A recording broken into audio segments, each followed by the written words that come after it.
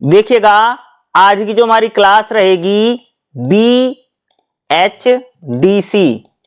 131, ठीक है, दिसंबर 2024 के अकॉर्डिंग हम इंपॉर्टेंट क्वेश्चन की बात करेंगे और कौन कौन से इंपॉर्टेंट टॉपिक हैं जिनको आपको करके जाना ही चाहिए। ठीक है, तो देखिएगा पहला जो क्वेश्चन आपके लिए अगर मैं बात करूं दिसंबर 2024 के लिए जो आपका एग्जाम होना है तो उसके लिए पहला क्वेश्चन आपके लिए सबसे ज्यादा जरूरी है कि काल विभाजन और नामकरण से रिलेटेड आपको एग्जाम में क्वेश्चन देखने को मिल सकता है। ठीक है, ये लोग पूछ सकते हैं काल विभाजन और नामकरण को लेकर के। तो सबसे पहले हम लोग थोड़ा सा काल विभाजन क्या होता है इसको मैं बता देता हूं। देखो, इतिहास को सही ढंग से समझने के लिए काल विभाजन और नामकरण की आवश्यकता होती है। ठीक है, जैसे मान लीजिए कि जैसे हमें हिंदी साहित्य को समझना है तो हिंदी साहित्य को समझने के लिए क्या है, काल विभाजन, यानी काल मतलब होता समय, विभाजन मतलब बांटना, यानी हिंदी साहित्य में हम अलग अलग समय को बांटते हैं ताकि हम लोग उसके हिंदी साहित्य के इतिहास को पढ़ सकें।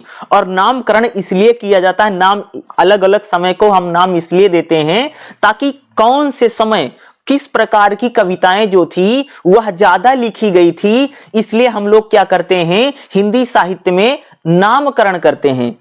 ठीक है, जिस प्रकार आप लोग कह सकते हैं कि जब भक्ति धाराएं ज्यादा थी उस समय हम लोग उसमें भक्ति साहित्य उसको बोला, भक्ति काल कहा गया। जिस समय कह सकते हो कि सबसे ज्यादा श्रृंगार की कविताएं लिखी गई, प्रेम की कविताएं लिखी गई, ठीक है, या इस प्रकार की जब कविताएं लिखी गई उसको तो रीति का काल कहा गया। क्या है कि नामकरण इसलिए किया जाता है ताकि कौन से समय कौन सी प्रवृत्ति अधिक थी हम उसको जान सकें। दूसरा, और हम लोग जो यहाँ पर काल विभाजन करते हैं, काल विभाजन इसलिए किया जाता है क्योंकि अलग अलग समय को बांट करके साहित्य को, हिंदी साहित्य को आसानी से हम पढ़ सकें। काल विभाजन और नामकरण करने से इतिहास के अध्ययन में एक प्रकार की व्यवस्था जाती करें कि भाई मेरे कि जब हम लोग काल विभाजन करेंगे, ठीक है, अलग अलग समय को बांट करके जब हम लोग पढ़ेंगे तो इससे क्या होता है एक व्यवस्था बन जाती है, एक सिस्टमैटिक ढंग से हम लोग इसको क्या कर सकते हैं, पढ़ सकते हैं।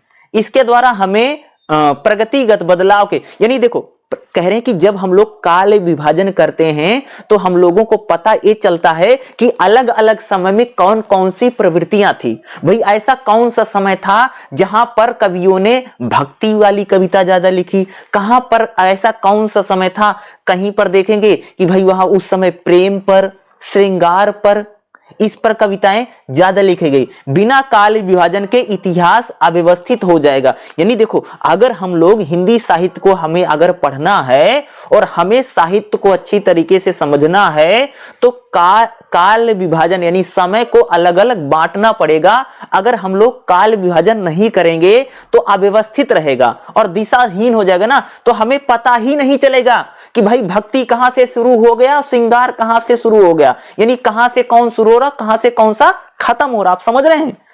इसलिए हम लोग क्या करते हैं, काल विभाजन करते हैं। काल विभाजन और नामकरण से हमें साहित्य में देखो जब हम लोग समय को अलग अलग बांट करके हिंदी साहित्य में पढ़ा जाता है तो उससे क्या होता है कि भाई अलग अलग समयों में कौन कौन सी प्रवृत्ति थी। प्रवृत्ति का मतलब होता है कि भाई कौन से समय कौन सी कविताएं ज्यादा लिखी गई, यानी उसकी ऐतिहासिक, यानी कौन से समय में कि भाई समाज कैसा था, समाज कैसे बदल रहा था, इन सारी चीजों को हम लोग क्या कर सकते हैं, समझने में सुविधा होगी ना। अरे भाई ऐसा कौन सा समय जब समाज में बदलाव आए, तो साहित्यिक बदलाव कब हमें ज्यादा दिखाई दे, भाई ऐसा कौन सा समय था जब हमारे समाज में कह सकते हैं प्रेम की कविताएं ज्यादा थी, अब ऐसा कौन सा समय है जब भक्ति की कविताएं ज्यादा हो गई, फिर ऐसा कौन सा समय हम लोग उसमें देखते हैं कि जहां पर देशभक्ति की भावना, राष्ट्रवाद की भावना, इस प्रकार की जो कविताएं हैं वह हमको ज्यादा दिखाई देती है। यानी हर समय में जो साहित्य में जो लिखा जा रहा था उसके बदलाव को समझने के लिए हम लोग क्या करते हैं, काल विभाजन करते हैं। काल विभाजन और नामकरण के सहारे हम विभिन्न भिन्नताओं को समझ सकते हैं, भाई हर समय में क्या क्या चीजें अलग थी और क्या डिफरेंस था, यानी अंतरों को हम लोग कर सकते हैं। इसके द्वारा हम संवेदना और शिल्प में आए परिवर्तन को समझ सकते हैं। देखो दूसरा क्या कह रहे हैं कि हम लोग शिल्प का मतलब कि भाई कहां पर अलंकारी भाषा का प्रयोग ज्यादा हो रहा था, कहां पर छंदों का प्रयोग ज्यादा किया गया, कहां पर दोहों का प्रयोग किया गया साहित्य में, इस काल विभाजन से इन चीजों को हम लोग क्या कर सकते हैं, समझ सकते हैं। अगर मैं हिंदी साहित्य की बात करूं तो हिंदी साहित्य में अगर आप देखेंगे तो सबसे पहले ग्रास दा तासी इनका नाम है। इन्होंने सबसे पहले काल विभाजन किया था, लेकिन इन्होंने अलग अलग कालों को नहीं बांटा था, सिर्फ इन्होंने अलग अलग जो साहित्य थे उनको इकट्ठा किया था। फिर है शिव सिंह संगेर, इन्होंने भी कह सकते हैं कि हिंदी साहित्य में काल विभाजन करने में इनका नाम है। फिर अगर आप देखेंगे ग्रीसन का नाम आता है, मिश्र बंधु हैं, तो ये सारे लोग क्या है जिन्होंने हिंदी साहित्य के काल विभाजन में अपनी महत्वपूर्ण भूमिका इन्होंने निभाई है। अब देखो हिंदी साहित्य में हम लोग जो काल विभाजन करते हैं, क्योंकि समय के साथ साथ परिस्थितियां बदलती, परिस्थिति का मतलब तब जिस सिचुएशन, ठीक है, हिंदी में शब्द है परिस्थिति और उसका इंग्लिश में मतलब था सिचुएशन, क्योंकि हर समय की सिचुएशन अलग है। देख तुम सबने देखा कि कभी हमारे देश में हिंदू शासक शासन कर रहे थे और फिर एक समय अगर आप देखेंगे कि भारत में ज्यादातर मुस्लिम शासकों ने शासन किया। तो भाई जब हिंदू शासक शासन कर रहे हैं, जब मुस्लिम शासक शासन कर रहे हैं, तो इन दोनों के समय में कह सकते हैं कि समाज में बदलाव है, राजनीति में बदलाव है, संस्कृति में बदलाव है। तो मैं वही कह रहा हूं कि हर समय जैसे जैसे समय बदलता है वैसे वैसे जो परिस्थितियां होती हैं, परिस्थितियों में भी बदलाव आता है। ठीक है, काल विभाजन और नामकरण की आवश्यकता इसलिए पड़ी है क्योंकि विभिन्न युगों में हर समय जो जो बदलाव हुए हैं उन बदलाव को हम लोग चिन्हित कर सके, जान सके भाई कौन से समय में कौन सा बदलाव हुआ है। उन हिंदी साहित्य के बदलाव को समझने के लिए काल विभाजन किया गया नामकरण के द्वारा, यानी अलग अलग समय को हम लोग नामकरण का मतलब नाम रखना, नामकरण इसलिए किया जाता है ताकि हम लोग कह सकते हैं कि कौन सी प्रवृत्ति यानी कौन सी चीज या किस प्रकार का साहित्य किस समय ज्यादा लिखा गया।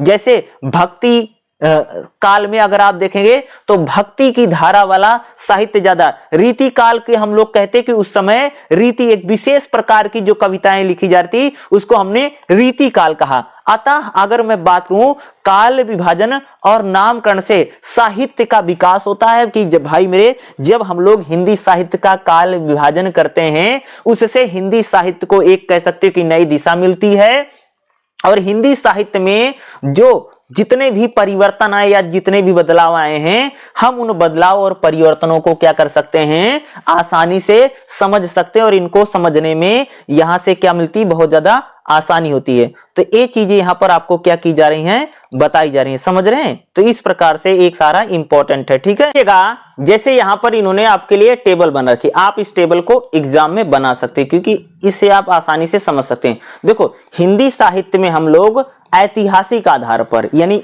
ऐतिहासिक आधार पर इतिहास के आधार पर हम लोगों ने क्या क्या नाम रखा है और काल विभाजन कैसे किया। जैसे आदिकाल है, ठीक है, जो सबसे पुराना समय है, फिर मध्यकाल है और आधुनिक काल है। मध्यकाल मतलब जो बीच का समय, आदिकाल आप लोग कह सकते हैं कि 1000 से लेकर के लगभग 1300 तक, ठीक है, और मध्यकाल जो है 1300 से लेकर के 1700 तक चलता है। और जो आधुनिक काल है यानी मध्यकाल आप कह सकते हो कि ये 1400 से लेकर के 1800 तक है, लगभग इतना अलग अलग लोगों ने अलग अलग बताया है।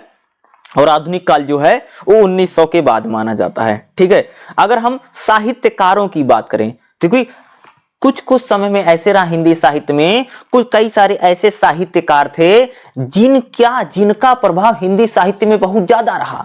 उस कारण से हमने उन साहित्यकारों के नाम पर भी हम लोगों ने क्या कर दिया, नामकरण कर दिया। तो साहित्यकारों के आधार पर अगर आप देखेंगे तो जैसे भारतेंदु युग कहा जाता है कि जिस समय भारतेंदु कविताएं लिख रहे थे और भारतेंदु जिस प्रकार की कविताएं लिख रहे थे उनकी जिस प्रकार की कविताएं थी अन्य जो कवि थे वो भी उसी प्रकार की कविताओं को लिख रहे थे। जैसे द्विवेदी युग है या प्रेम चंद या प्रसाद युग है। अगर आप देखेंगे राष्ट्रीय सामाजिक सांस्कृतिक चेतना के आधार पर अगर हम लोग बात करें तो जैसे भी समाज में जब सांस्कृतिक चेतना है उस समय अगर आप देखेंगे तो जैसे भक्ति काल है या नवजागरण काल है। साहित्यिक प्रवृत्तियों के आधार पर यानी साहित्य में कौन कौन सी प्रवृत्तियां थी तो जैसे हम लोगों ने बोला रीति काल है, छायावाद है, प्रगतिवाद है, प्रयोगवाद है, नई कविता है या नई कहानी है। इस प्रकार से अगर आप देखेंगे तो हिंदी में काल विभाजन और नामकरण इसका क्या है यहाँ पर किया गया। इस प्रकार से हम लोग क्या है इसका अलग अलग काल विभाजन और नामकरण करते हैं। तो इस प्रकार से आप लोग क्या कर सकते हैं, इस क्वेश्चन को एग्जाम में अगर आता है तो इसको क्या कर सकते हो, लिख सकते हो। ठीक है, अगला जो हमारा चैप्टर रहेगा, चैप्टर नंबर दूसरा क्या रहेगा आपका, आदिकालीन काव्य धाराएं। ठीक है, इसमें हम लोग बात करेंगे कि आदिकालीन में कौन कौन सी काव्य धाराएं थी। जैसे सिद्ध काव्य धारा है, नाथ काव्य धारा है, जैन काव्य धारा है और रासो काव्य धारा है। ये 4 काव्य धाराएं हैं। ठीक है, तो इन 4 काव्य धाराओं को ही अगर आप कर लेंगे क्योंकि एक इंपॉर्टेंट है और ये पेपर में आपसे पूछ जरूर सकते हैं। जैसे सिद्ध काव्य क्या है, देखो सिद्ध संप्रदाय को बौद्ध धर्म की परंपरा यानी हिंदू धर्म से प्रभावित एक धार्मिक आंदोलन माना जाए। यानी जो सिद्ध संप्रदाय जो है वो बौद्ध धर्म से रिलेटेड है, पहली बात है। ठीक है, और सिद्धों की संख्या कितनी मानी गई है, 84 मानी गई। यानी सिद्ध जो संत हैं वो कितने माने गए जी, 84 माने गए हैं। ठीक है,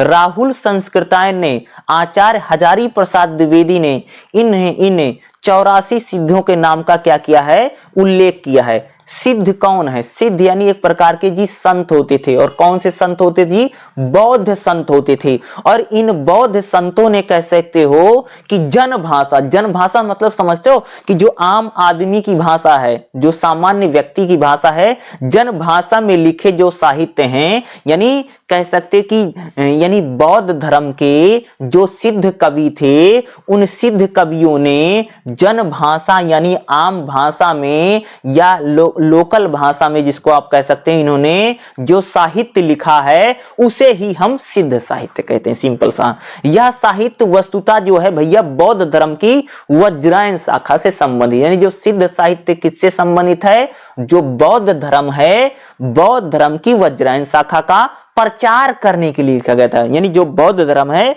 बौद्ध धर्म का प्रचार प्रसार करने के लिए आप लोग कह सकते हैं कि सिद्ध साहित्य की रचना की गई। अनुमानतः इस साहित्य का रचना काल, यानी जो सिद्ध साहित्य कब लिखा गया, यह 13वीं से लेकर के 7वीं से लेकर के 13वीं तक, यानी 7वीं शताब्दी से लेकर के 13वीं शताब्दी तक सिद्ध साहित्य लिखे गए हैं। इन सिद्ध कवियों की रचनाएं प्रमुखता 2 रूपों में मिलती हैं, यानी दोहा रूप में और चौपाई।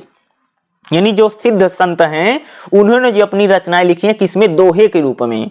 जैसे दोहा मतलब 2 लाइनों के दोहे होते हैं। जैसे कबीर दास का दोहा तुम सबने खूब सुना होगा, तो उसमें 2 ही लाइनें होती, 2 ही पद होते हैं। और चौपाया पद क्या, नहीं जिसमें 4 पंक्तियां होती। चौपाई तुम सबने सुनी होगी ना, चौपाया चाया पद यानी 4 पाइने। सिद्ध जो यानी जो सिद्ध संत होते थे, इनके द्वारा जो लिखित दोहे का संग्रह है उसको दोहा कोश के नाम से जाना जाता है। और इन्होंने जो चौपाया पद लिखा है उसको चाया गीत के नाम से कहा जाता है, यानी जो सिद्ध संत हैं। यानी और खास तौर से इन्होंने जो इसको लिखा है वह किसमें, अक्खड़पन इसमें बहुत ज्यादा दिखाई देता है और सधुक्कड़ी भाषा भी कहीं कहीं इसमें है। अगला देखेंगे नाथ काव्य क्या है, नाथ संप्रदाय। ठीक है, नाथ एक संप्रदाय है, संतों का एक संप्रदाय था जी, जो नाथ संप्रदाय है। नाथ संप्रदाय के सिद्धों की परंपरा को विकसित रूप में, यानी जो सिद्ध साहित्य हैं, जो सिद्ध साहित्य है उसको आगे बढ़ाने में कह सकते हो कि नाथ संप्रदाय ने आगे बढ़ाया है। नाथ साहित्य के प्रवर्तक किसको माना जाता है, गोरखनाथ को माना जाता है। समझ रहे हो, अरे गोरखनाथ वही जो गोरखपुर में है, गोरख जो गोरक्ष पीठ है और जो गोरख संप्रदाय है, ठीक है, उसके अनुसार मैं ये भी लोग क्या है, एक प्रकार के संत हैं। इन्होंने जो कुछ लिखा है, इस संप्रदाय के रचनाकारों ने सिद्धि साहित्य को अधिक बढ़ाया है। इनकी आराधना सिद्धि साधना से अलग है। नाथ संप्रदाय के यानी जो नाथ संप्रदाय है उसको जी कई नामों से जाना जाता है, जैसे योग मार्ग, योग संप्रदाय या नाथ मत। या नाथ का मतलब होता है मुक्ति देने वाला। नाथ का मतलब क्या है, मुक्ति देने वाला। नाथों ने अपने साहित्य में स्पष्ट किया है यह मुक्ति सार यानी नाथ साहित्य में जो कुछ लिखा वो लोग कहते हैं भैया ये संसार वंसार में कुछ नहीं रखा, संसार से मुक्ति पालो, संसार तो मोह माया है, भोग विलास है, भरा हुआ है। ठीक है। इसलिए तो वो लोग ये कहते हैं कि भोग विलास यानी स्त्री उस्त्री का कोई नई बात नहीं करते हैं। इस प्रकार इनके जो योगी हैं वो खास तौर से गुरु की महिमा का खूब गुणगान करते हैं। एक नाथ संप्रदाय के लोगों का क्या मान्यता, भैया गुरु की महिमा को गुणगान करेंगे, यानी इनका जो गुरु, क्योंकि ये लोग मानते भैया गुरु ही है जो हमको ईश्वर से मिला था, यानी गुरु की महिमा का गुणगान करते हैं। और जो नाथ सिद्ध है, नाथ का जो संत थे क्या करते थे, कुंडलियां जागृत करते हैं। देखो होगा ना, जैसे तुमने अगर देखा कोई सीरियल उरियल देखा होगा, उसमें कोई व्यक्ति अगर ऐसे ओम ओम करता है तो उसके पूरी कुंडलियां जागृत हो जाती है। यानी ये लोग क्या करते थे, अपनी कुंडलियां जागृत करते हैं और परमानंद की प्राप्ति करते हैं। इनके अनुसार गुरु से दीक्षा लेकर के उपदेश द्वारा वैराग्य, यानी ये लोग साधु संत हो जाते हैं और एक प्रकार से एक सन्यासी का जीवन व्यतीत करते हैं। कौन से, जो नाथ साहित्य है, जो नाथ संत थे, ये वैरागी का जीवन जीते हैं। ठीक है। वैरागी होने पर शिष्य प्रण साधना के माध्यम से कुंडली जागृत करता है और अपने भीतर परमानंद की ये लोग क्या करते हैं, प्राप्ति करते हैं। खास तौर से नाथ सिद्धियों की संख्या कितनी मानी गई है, 9 मानी गई है। ठीक है। नाथ संप्रदाय, नाथ काव्य के बाद अगला कौन है, जैन काव्य। ठीक है।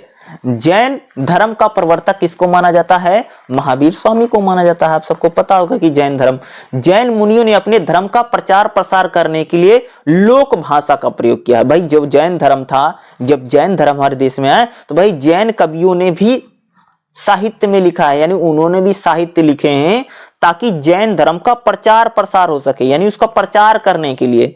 इनकी अधिकांश रचनाएं धार्मिक है, यानी जो जैन साहित्य उसमें धर्म से रिलेटेड बहुत ज्यादा लिखा है, जिसमें जैन संप्रदाय के नीति, भाई जैन संप्रदाय में कौन से नियम है, कौन से कानून है, ये सारी बातें कहां पर लिखी गई हैं, जैन काव्य में लिखी गई हैं। इन कवियों की कृतियां जैसे रास, फागु, चरित, काव्य इनमें हैं। इन कृतियों में उपदेशात्मक, यानी इसमें ज्यादातर उपदेश दिए गए हैं कि भैया जैन धर्म में क्या करना है, क्या नहीं करना है। जो प्रमुख जो जैन काव्य हैं उसमें जैसे प्रेम को लेकर के, विरह को लेकर के और युद्धों को लेकर के वर्णन किया गया। यानी जो जैन काव्य है उसमें किसका वर्णन किया गया है, प्रेम पर बहुत ज्यादा लिखा गया है। दूसरा विरह पर, विरह मतलब समझते हो भाई, जैसे कोई व्यक्ति प्रेम करता हो और जब वो छूट जाता है, प्रेम नहीं अलग हो जाते, उसको बोलते हैं विरह। ठीक है। और युद्ध का इसमें वर्णन किया गया है। लौकिक काव्य होने पर इनमें कहीं कहीं पर, यानी जो जैन काव्य है उसमें धार्मिक तत्व बहुत ज्यादा है, यानी इसमें धार्मिक चीजें बहुत ज्यादा लिखी है, यानी जैन धर्म में क्या नियम है, क्या कानून है, उसको लेकर के इन लोगों ने इसको ज्यादा लिखा है। जैन कवियों में रासो काव्य के अतिरिक्त जिन कवियों का उल्लेख किया वह, यानी जैन जो काव्य है उसको किसने लिखा, ज्यादातर स्वयंभू और पुष्पदंत, यानी ये 2 कवि हैं। जैन कवि कौन कौन से हैं, स्वयंभू, एक का नाम है जी स्वयंभू और दूसरे का नाम क्या है, पुष्पदंत। ये दोनों ही जैन कवि हैं जिन्होंने कह सकते कि जैन काव्य को लिखने में सबसे बड़ा अपना योगदान दिया है। अगला है रासो काव्य। क्या है, रासो काव्य।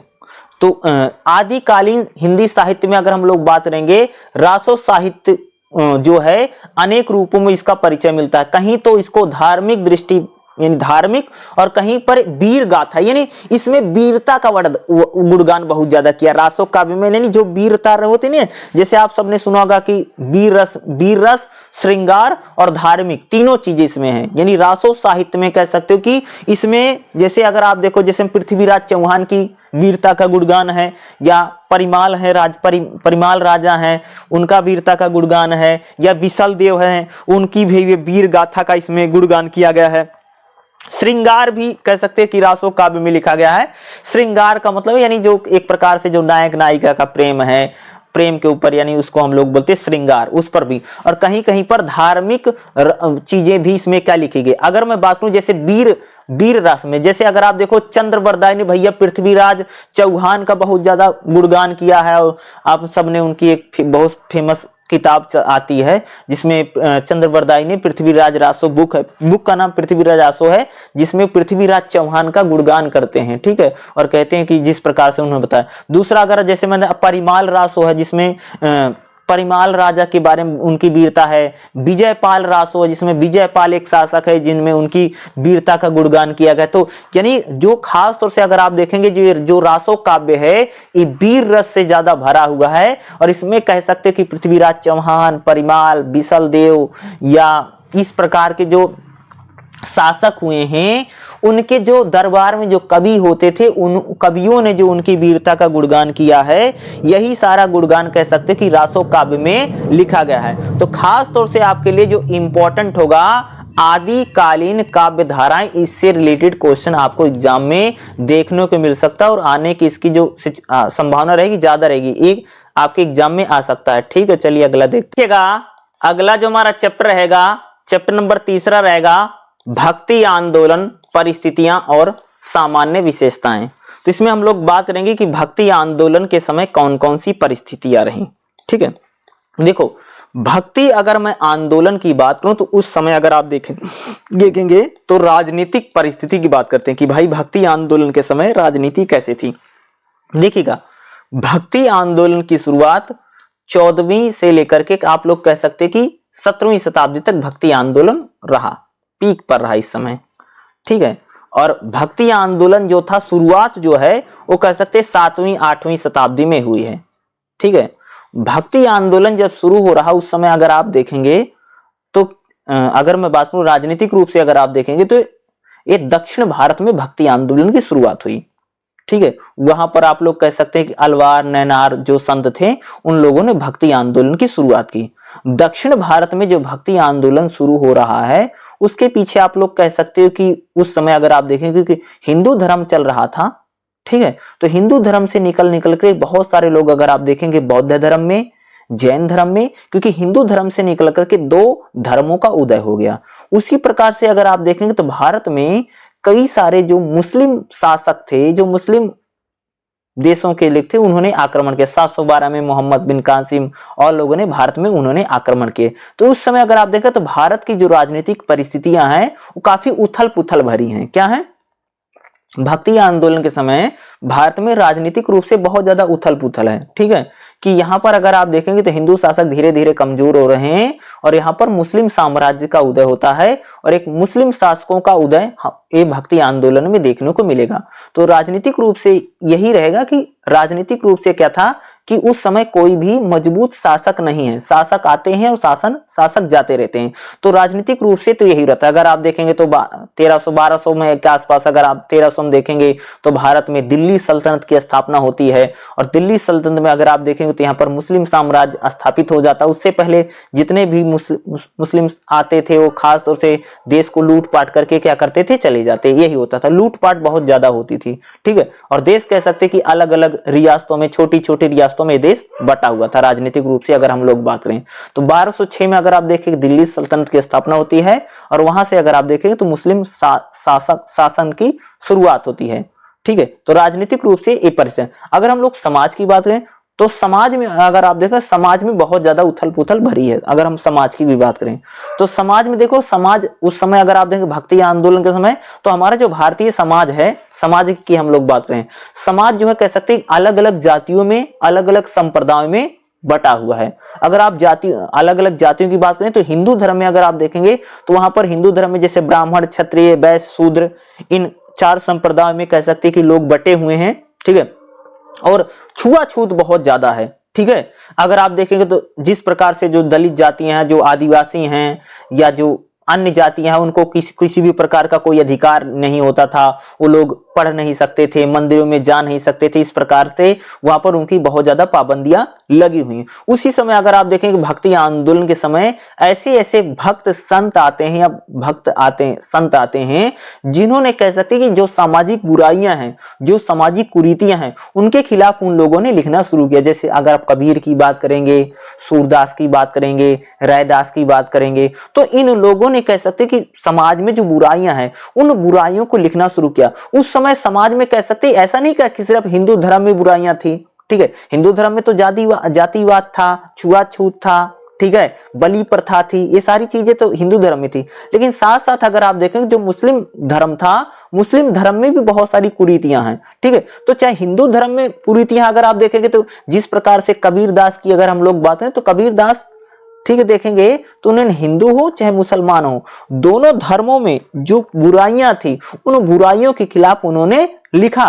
कि जिस प्रकार से मूर्ति पूजा का उस समय बड़ा विरोध उन लोगों ने किया, जैसे कबीर कहते हैं कि भाई अगर पत्थर पूजने से हरि मिलता है तो मैं पहाड़ की पूजा करूंगा, इस प्रकार की बातें लेकर के कहते हैं कि मंदिर यानी मंदिर और मस्जिद में भगवान नहीं है, उसको इधर उधर ढूंढने की जरूरत नहीं है। भगवान तो एक प्रकार से कह सकते हैं ब्रह्म है, वो सभी में समाया हुआ है, उसको बाहर नहीं बल्कि अंदर ढूंढने की जरूरत है। और जिस प्रकार से समाज छुआछूत और जातिवाद कर रहा है, ये नहीं करना चाहिए, बल्कि सभी का रंग ऐसा एक जैसा है, सभी का रूप एक जैसा है, सभी जो कह सकते हैं कि सारे काम एक जैसे, सबका खून एक जैसा है। इस प्रकार की बातों से कह सकते हो कि उस समय के जो भक्त कवि हैं उन्होंने समाज बदलाव या समाज सुधार के बहुत सारे उन्होंने क्या किए उस समय संकेत दिए हैं। तो समाज कह सकते हैं कि समाज में बहुत ज्यादा उथल पुथल है, ऊंच नीच है, छुआछूत है, भेदभाव बहुत ज्यादा होता था। खास तौर से अगर आप देखेंगे दलित जातियां, आदिवासी, इन लोगों के साथ कह सकते हैं कि बहुत ज्यादा भेदभाव है। इनको मंदिरों में घुसने नहीं देते, इनको वेद पुराण पढ़ने नहीं देते हैं। शिक्षा के क्षेत्र में लोग बहुत ज्यादा पिछड़े हुए थे। समाज जो है ऊंच नीच थी और समाज में बहुत ज्यादा बटा हुआ समाज है, ठीक है। और साथ साथ अगर आप देखें मुस्लिम समाज को देखें तो मुस्लिम समाज में कट्टरता जैसी चीजें थी। मुस्लिम समाज में देखेंगे तो वहां पर भी कई सारी चीजों को लेकर के बातें हैं। अब हम लोग बात करते हैं कि भक्ति आंदोलन के समय आर्थिक परिस्थितियां कैसे हैं। अगर मैं आर्थिक परिस्थितियों की बात करूं तो यहाँ पर इस समय देखें किसानों की स्थिति बहुत खराब है। किसानों का अगर आप देखें, किसानों के साथ जो खास तौर से अगर आप देखेंगे जो ये साहूकार वर्ग है, जिसको हम महाजन कहते हैं, जिसे किसान पैसे लेकर के खेती करता है, तो ये जो साहूकार वर्ग है, जो महाजन वर्ग है, वो क्या करता था, किसानों का बहुत ज्यादा शोषण करता है। अगर भाई कोई किसान एक बार ब्याज ऋण ले लेता था ताकि फसल, तो पूरी जिंदगी बेचारा वो ऋण ही चुकाता रहता था। ऐसा उसको इस प्रकार से उसका शोषण होता था। आर्थिक परिस्थिति की बात करें, आर्थिक परिस्थिति में अगर आप देखेंगे तो खास तौर से जो ब्राह्मण वर्ग है, जो क्षत्रिय वर्ग है, ठीक है, ब्राह्मण क्षत्रिय तो भाई कि ये तो एक प्रकार से खेती नहीं करते थे, ना तो व्यापार करते थे, बल्कि खास तौर से जो वैश्य जाति के लोग हैं या शूद्र जाति के लोग हैं, ये लोग जो थे यही करते थे, ठीक है। और ये आर्थिक सामाजिक परिस्थितियों में अगर आप देखेंगे तो समाज में भी बहुत ज्यादा बदलाव था। और आर्थिक आधार पे अगर आप देखें तो समाज में जो ऊंची समझे जाने वाली जातियां थी ये ज्यादा समृद्ध थी, ये थोड़ी इनके पास पैसे धन संपदा ज्यादा थी। और जो शूद्र जातियां हैं, जो आदिवासी हैं, जो या कह सकते हैं जो SC ST समाज के जो लोग थे, ये भाई दिन भर मेहनत करते थे और एक प्रकार से कह सकते हैं इसके बदले इनको बहुत ज्यादा कुछ मिलता नहीं था। और आर्थिक रूप से भी ये कह सकते कंगाल बने हुए थे, इनके पास कुछ ज्यादा संसाधन थे नहीं, ठीक है। अगले हम बात करते हैं धार्मिक परिस्थितियां कैसी थी। धार्मिक अगर आप देखें तो ये देश कई धर्मों में बटा हुआ था। हिंदू धर्म ही अगर आप देखेंगे तो बौद्ध धर्म में, जैन धर्म में बटा हुआ है। उसी प्रकार से अगर आप देखेंगे उस समय भारत में हिंदू धर्म के साथ साथ एक मुस्लिम धर्म का उदय, जब यहाँ पर मुस्लिम शासक आते हैं तो धार्मिक रूप से समाज बहुत ज्यादा बटा हुआ है। धार्मिक रूप से अगर आप देखेंगे, संस्कृति को भी अगर आप देखेंगे तो भाई खान पान हो, पहनावा हो, इन सब से कह सकते हैं कि समाज जो है पूरा बटा हुआ हम लोगों को यहाँ पर दिखाई देता है। अगर मैं साहित्यिक परिस्थितियों की बात करूं, इस समय साहित्य में भक्ति का काल है। इस समय के जो यानी कवि थे वो ज्यादातर भक्त कवि हैं, यानी वो लोग कवि बाद में भक्त पहले है, ये कह सकते हो कि ठीक है। यानी कबीर को आप कह सकते हैं कबीर कवि बाद में भक्त पहले हैं, ठीक है। यानी वो निर्गुण भक्ति हो या सगुण भक्ति हो या राम भक्ति हो, कृष्ण भक्ति हो, इन सब को लेकर के कह सकते हैं कि जो भक्त कवि थे उन्होंने कई प्रकार के साहित्यिक ग्रंथ लिखे और जिसके जरिए कह सकते हैं समाज में समाज सुधार, समाज बदलाव का इन लोगों ने क्या किया है, संदेश दिया है। तो भक्ति आंदोलन की जो परिस्थितियां ये काफी इंपॉर्टेंट, जो आपके एग्जाम में आ सकती है या पूछा जा सकता है, ठीक है। और भक्ति आंदोलन क्या है आप सबको पता ही होगा कि भाई जिस प्रकार से अगर आप देखें समाज में और हिंदू धर्म में जिस प्रकार से जातिवाद है, छुआछूत है, और हिंदू धर्म में जिस प्रकार से अगर आप देखें समाज जो बटा हुआ है, उसको लेकर के कह सकते हैं जो भक्ति की धारा चलती है वैसी आप हम लोग भक्ति आंदोलन कहते हैं। तो भक्ति आंदोलन वाला जो चैप्टर है काफी इंपॉर्टेंट है। भक्ति आंदोलन से रिलेटेड आपको एग्जाम में एक क्वेश्चन तो जरूर देखने को मिलेगा ही मिलेगा, क्योंकि इस टॉपिक से रिलेटेड हर साल क्वेश्चन आते हैं, ठीक है। अगला जो हमारा चैप्टर रहेगा, चैप्टर नंबर 4 क्या रहेगा, संत काव्य धारा, ठीक है। जिस संत काव्य धारा हम लोग बात करेंगे, निर्गुण भक्ति की बात करेंगे, ठीक है। और देखिएगा भाई मेरे कि ठीक है कि भक्ति, ठीक है, देखिएगा भक्ति आंदोलन में देखिएगा निर्गुण भक्ति में, ठीक है। तो निर्गुण भक्ति में क्या है, 2 प्रकार की भक्ति आती है, ठीक है। एक तो आती है प्रेम मार्गी, ठीक है, और दूसरी आती है जी क्या, ज्ञान मार्गी, ठीक है, ये दो आती हैं। प्रेम मार्गी में अगर आप देखें, लोग कहते हैं कि प्रेम के मार्ग पर चल करके ईश्वर को पाया जा सकता है, और ज्ञान मार्गी वाले जो है वो कहते हैं कि ज्ञान के मार्ग पर चल करके ईश्वर को पाया जा सकता है, इफ है, ठीक है। निर्गुण भक्ति की बात करूं तो निर्गुण भक्ति को याद रखिएगा, क्योंकि ये टॉपिक बहुत इंपॉर्टेंट है। निर्गुण भक्ति या निर्गुण संत आएगा, ठीक है।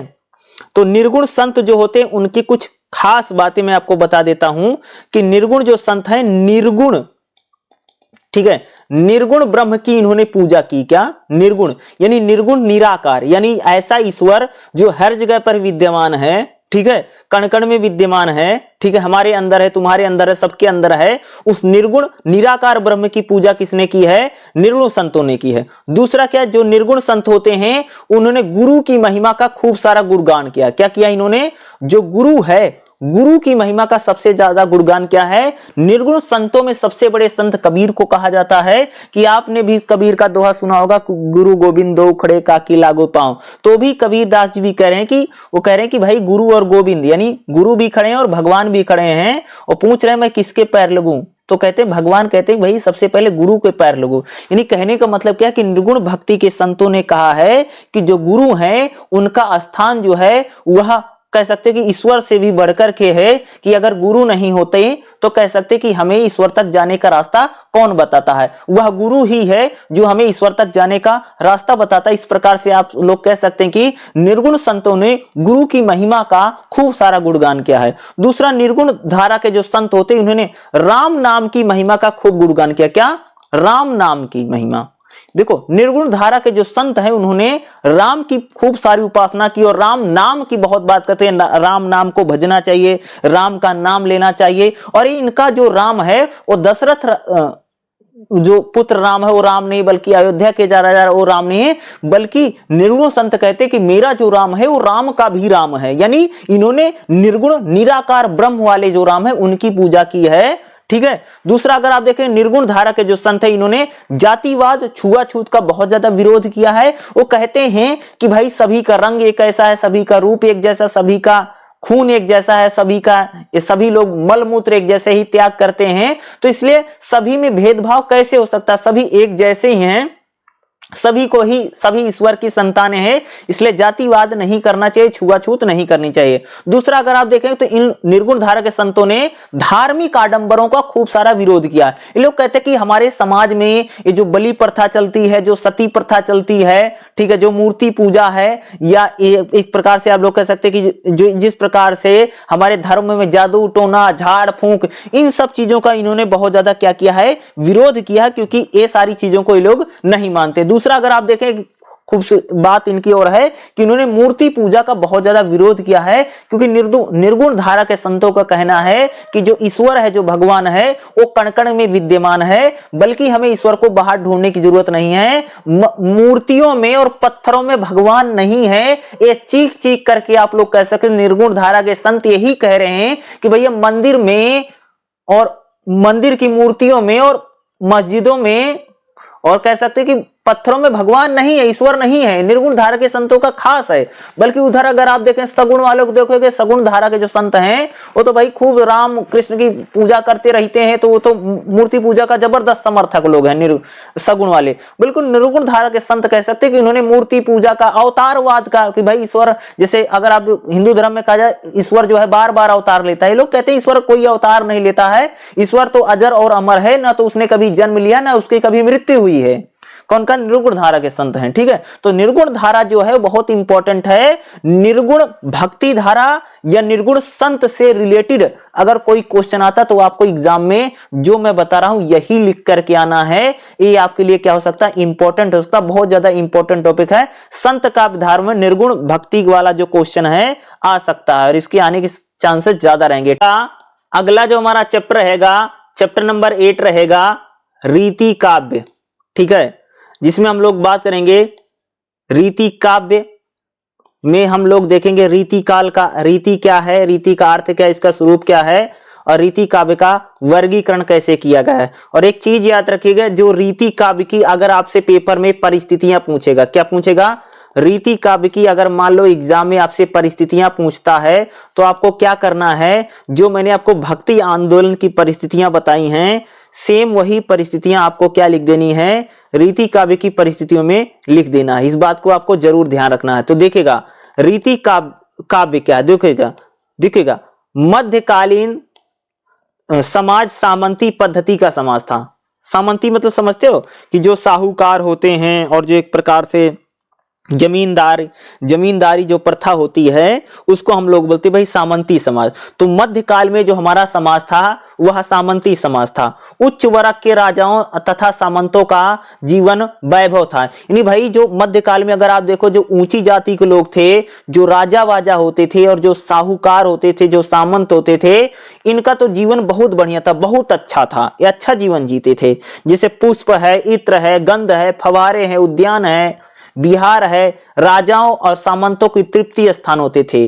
तो सुरा ही सुंदर जैसी भोग विलास जैसी चीजें इनके सामने होती थी। यानी कह सकते कि रीति काल में अगर आप देखेंगे या मध्य काल का जो हमारा समाज है उसमें जो उच्च वर्ग के लोग हैं, ठीक है, जो उच्च वर्ग के लोग हैं उनका जीवन अच्छा है, उनके लिए सुख सुविधाएं बहुत ज्यादा थी। आचार्य रामचंद्र शुक्ल ने हिंदी साहित्य के इतिहास में लिखा है कि श्रृंगार के वर्णन को बहुत से कवियों ने अश्लीलता की सीमा तक पहुंचा दिया है। यानी कह सकते कि भाई रीति काल में जो श्रृंगार लिखा जा रहा है, जो श्रृंगार रस लिखा जा रहा था, इतना ज्यादा कवियों ने लिखना शुरू कर दिया कि इसमें अश्लीलता पहुंच गई। ठीक है, क्योंकि ये ज्यादातर रीति काल के जो कवि हैं ये खास तौर से अगर आप देखोगे तो दरबारी कवि हैं, दरबारों में बैठे रहते थे, राजा का खूब सारा गुणगान करते थे। ठीक है, और इसी को लेकर के आचार्य रामचंद्र शुक्ल जी ने कहा है कि कहते हैं कि भाई इन्होंने क्या किया है कि इसको अश्लीलता की सीमा तक पहुंचा दिया। इसका कारण जनता की रुचि थी, उसके लिए कर्मठता और वीरता का जीवन बहुत कम रह गए थे। यानी कह सकते रीति काल में अगर आप देखेंगे तो वीरता उरता को लेकर के ज्यादा नहीं लिखा गया है। इस समय कह सकते श्रृंगार को लेकर के, प्रेम को लेकर के, इस प्रकार की जो चीजें हैं, जो काव्य हैं, ज्यादा लिखे गए। रीतिकालीन मुगल बादशाह शाहजहां और अन्य प्रादेशिक शासकों के राज्यकाल में कवि और कलाकारों को दरबारी आश्रय मिलता था। अगर आप रीति काल में देखो, खास तौर से इस देश में, हमारे देश में मुगल काल चला, उस समय अगर आप देखो मुगल काल में देखेंगे तो ज्यादातर जो कवि होते थे, जो लेखक उखक होते थे, ये दरबारों में रहते थे और दरबारों में इनको प्रशिक्षण मिलता था, दरबारों की तरफ से इनको पैसा वैसा खूब मिलता था। ठीक है, इसलिए अगर आप देखें ज्यादातर रीति काल के जो कवि हैं इन्होंने राजाओं का गुणगान किया, उसका खूब सारा बखान किया है। ठीक है, शाहजहां को स्थापत्य कला, चित्रकला, संगीत और काव्य के रूप में विशेष रुचि है। आर्थिक मोह और कला संरक्षण की प्रवृत्ति ने कवि कलाकारों को दरबारी बनाया, तो कविता और कला को भी दरबारी बनते चले गए। आश्रयदाताओं को मनोविनोद तथा कवियों को अर्थ प्राप्ति एक दूसरे के पूरक। यानी जो कवि लोग थे वो कह सकते एक प्रकार से राजा से पैसे मिलते रहे, मुहरे मिलते रहे, स्वर्ण मुद्राएं मिलते रहे, इसलिए कह सकते जो दरबारी कवि जो थे वो ज्यादातर दरबारी होते चले गए और राजाओं की इच्छा के अनुसार इन्होंने क्या कह सकते हो कि कविताओं को लिखना शुरू किया। कवियों ने आश्रयदाताओं को प्रसन्न करने के लिए, भाई जो कवि थे वो कह सकते हैं राजा को खुश करने के लिए उन्होंने यानी श्रृंगार की खूब सारी रचनाएं की। राजाओं की वासना तृप्ति ने कविता का उद्देश्य स्वरूप बदल डाला। यानी कह सकते जो राजा महाराजा होते थे उनके उद्देश्य ने कह सकते कविता का स्वरूप बदला। इसी लक्ष्य को लिखते हुए आचार्य रामचंद्र शुक्ल ने लिखा कि वदुधा बंधी हुई नालियों से ही प्रभावित होने वाली अनुभव के बहुत सारे गोचर और अगोचर विषय रस रिक्त होकर के आमने सामने आ गए। कवियों ने काव्य शिक्षा ग्रहण की करना भी राजाओं आश्रयदाताओं में रुचि में शामिल हो गया। परिणामतः संस्कृत के काव्य लक्षणों को ध्यान में रख करके कवियों ने आचार्य धर्म का मोह पाला और यानी काव्य शास्त्रीय संगीत का निर्माण करने लगे। यानी कह सकते इस समय यानी आप देखें रीति काल में अगर आप देखें खास तौर से जो कवि होते थे उन्होंने कह सकते कि दरबारी जो कवि इस प्रकार के राजाओं का गुणगान करते थे और श्रृंगार की कविताएं बहुत ज्यादा लिखी गई। रीति काल में अगर आप देखेंगे तो यहाँ पर रीतिबद्ध कवि होते थे, रीति मुक्त कवि होते थे और रीति सिद्ध कवि होते थे। 3 प्रकार के कवि हैं। कितने प्रकार के कवि हैं रीति काल में? तो रीति काल में भाई मेरे 3 प्रकार के कवि होते थे। रीतिबद्ध होते थे, रीति मुक्त होते थे और रीति सिद्ध होते थे। 3 प्रकार के कह सकते कि कवियों की यहां प्रमुखता बनी रही। ठीक है, ये 3 प्रकार के कवि हैं और तीनों को जो है आपके एग्जाम में पूछा भी जा सकता है। रीति काव्य का वर्गीकरण कीजिए। तो रीति काव्य में 3 है। जैसे अगर आप देखें रीतिबद्ध कवि क्या होते हैं, ये आपके इंपॉर्टेंट देखेगा। रीतिबद्ध कवि कह सकते हैं वह कवि हैं जिन्होंने रीति परंपरा में बंध करके लक्षण ग्रंथ लिखे, जो लक्षण प्रस्तुत किए और स्पष्ट सुस्पष्ट करने के लिए उन्होंने अपनी कविताओं, यानी कह सकते हैं कि जो जिन कवियों ने रीति परंपरा, यानी कह सकते हैं कि जो उस समय की जो रीति रिवाज थे उन परंपराओं में बंद करके जिन्होंने लक्षण ग्रंथ लिखे वो रीतिबद्ध कवि हैं। रीति सिद्ध कवि क्या है? रीति सिद्ध कवि ऐसे कवि हैं जिन्होंने लक्षण बताने वाले ग्रंथ तो, यानी लक्षणों वाले ग्रंथ तो नहीं लिखे, फिर भी कह सकते हैं प्रत्यक्ष रूप से अप्रत्यक्ष रूप से कह सकते हैं इन्होंने यानी रीति की परंपराओं का पालन किया, उसको हम कहते हैं रीति सिद्ध कवि। रीति मुक्त कवि क्या है? रीति मुक्त कवि ना तो लक्षण ग्रंथों की रचना की, ना ही इन्होंने रीतिकालीन परंपराओं का निभाया। यानी जो रीति मुक्त कवि हैं उन्होंने कह सकते हैं एक प्रकार से रीति काल में जो श्रृंगार की कविताएं थी, जो प्रकृति चित्रण था, यानी उनसे मुक्त होकर के इन लोगों ने अलग प्रकार की कविताओं को लिखना शुरू किया। रीति मुक्त कवियों में अगर आप देखेंगे तो खासतौर से जैसे घनानंद है, अलमा है, ठाकुर हैं, द्विजदेव हैं, ये रहे। और रीति सिद्ध कवियों में अगर आप देखेंगे बिहारी हैं, सेनापति हैं। और रीति सिद्ध कवि कौन है? जैसे चिंतामणि है, मतीराम है, देव हैं, भिखारी दास हैं, इस प्रकार के कवि हैं। तो ये इंपॉर्टेंट हो सकता है। रीति काल के 3 कवि अगर आप देखें, रीतिबद्ध कवि हैं, रीति सिद्धि कवि हैं और रीति मुक्त कवि हैं। ये आपके लिए क्या हो सकता है? इंपॉर्टेंट हो सकता है, जो आपके एग्जाम में पूछा जा सकता है। देखिएगा अगला जो हमारा चैप्टर रहेगा, चैप्टर नंबर 9 रहेगा। ये भी काफी इंपॉर्टेंट चैप्टर रहेगा। देखिएगा रीति काव्य के प्रमुख कवि। तो ठीक है, देखो रीति काव्य के जो कवि हैं ये बहुत इंपॉर्टेंट टॉपिक है और इस बार आपके एग्जाम में ये लोग पूछ सकते हैं, 20 नंबर में आएगा। ठीक है, तो देखिएगा रीति काव्य के कौन कौन से कवि हैं मैं बताऊंगा। देखिएगा सबसे पहले रीतिबद्ध अगर मैं कवियों की बात करूं तो रीतिबद्ध कवि जो है, जैसे अगर आप देखेंगे तो आचार्य केशव देव हैं। ठीक है, दूसरा चिंतामणि है, रीतिबद्ध में ही अगर आप देखेंगे, और देव हैं। ठीक है, ये भी क्या है? रीतिबद्ध कवि हैं। भिखारी दास हैं। ठीक है, पद्माकर हैं, मतीराम हैं। ठीक है, भूषण हैं। ठीक है, इनको आप कर सकते हैं। दूसरा अगर आप हम लोग बात करेंगे तो रीति सिद्ध कवि कौन कौन है? कौन से रीति सिद्ध कवि? जैसे बिहारी हैं, रीति सिद्ध कवि ये भी हैं। ठीक है, घनानंद हैं। ठीक है, ये रीति मुक्त कवियों में घनानंद आते हैं। जैसे आलम है, ये भी हैं, इंपॉर्टेंट है आलम। ठाकुर हैं। ठीक है, ये रीति कह सकते रीति मुक्त कवियों में हैं। बोधा है, रीति मुक्त कवि बोधा भी काफी इंपॉर्टेंट है। द्विजदेव है, ये भी रीति मुक्त कवियों में ही आते हैं। ठीक है, तो इंपॉर्टेंट है, अगर रीति कालीन जो कवि हैं ये आपसे पूछेगा ही पूछेगा। और ये काफी इंपॉर्टेंट चैप्टर है जो मैं आपको बता रहा हूं, और ये पेपर में आपको देखने को मिलेगा ही मिलेगा, याद रखिएगा। तो दिसंबर 2024 में जो आपका एग्जाम होने वाला है उसमें ये सारे क्वेश्चन आपको देखने को मिलेंगे ही मिलेंगे, जो मैंने बताया है। इसमें से आपको चाहे देखेगा 5 क्वेश्चन आपको एग्जाम में मिलेगा ही मिलेगा देखने के लिए। जो मैं आपको टॉपिक बताया इससे रिलेटेड एग्जाम में आएगा ही आएगा। इतना करके तो आप जरूर जाइएगा। ठीक है, जो मैंने आपको बताया इतना तो जरूर पढ़ के जाना ही जाना है।